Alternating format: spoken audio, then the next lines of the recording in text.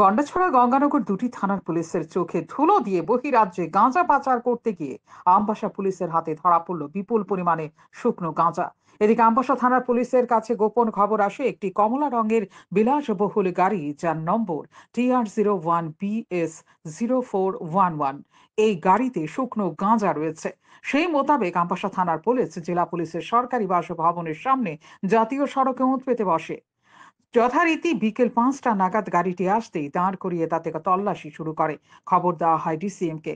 গাড়ির ভেতরে এবং দরজা থেকে ১৪ প্যাকেট গাঁজা উদ্ধার করা হয়। খবর পেয়ে ছুটে আসেন ওসি গুরুপদ দেবনাথ এবং মহকুমা পুলিশ আধিকারিক নিরুপম দত্ত মহোদয়। জানা যায় ১৪টি প্যাকেটে মোট ১৪০ কেজি গাঁজা উদ্ধার হয়, যার বাজার মূল্য ১৪ লক্ষাধিক টাকা।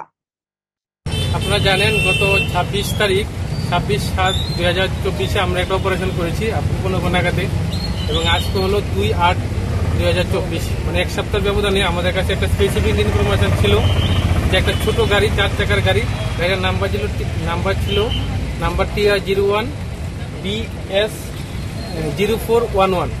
এই গাড়ির করে প্রচুর পরিমাণে গাঁজা আগরতলা থেকে চুরাইবার উদ্দেশ্যে যাচ্ছে। সেই খবরের ভিত্তিতে আমরা আমাদের সুর এবং আমাদের স্টাফ আমরা এঙ্গেজ করে রাখি। যথারীতি আমরা গাড়িটাকে আমাদের এই পশু চালক সমিতিতে সিঙ্গেলটা ভাইলোড করে ওরা আমাদের যে আমবাসা রেস্টুরেন্ট থেকে যাচ্ছে, আমরা এই গাড়িটাকে ডিটেন করি এবং গাড়ির যে চালক ছিল তাকে আমরা অ্যারেস্ট করি এবং গাড়িটাকে সার্চ করে আমরা টোটাল ১৪টা প্যাকেটে ১৪০ কেজি গাঁজা আমরা উদ্ধার করি এবং এগুলি আমরা সিজ করি, এবং তার বিরুদ্ধে এখন আমাদের থানাতে একটা এনডিপিএস কেস। কালোবাজারি মূল্য কত? দেখুন, এগুলি তো আর আপনার খোলাবাজারে বিক্রি হয় না, কালোবাজারে এগুলা আপনার প্রায় ১৪ লক্ষ টাকার মতো হবে।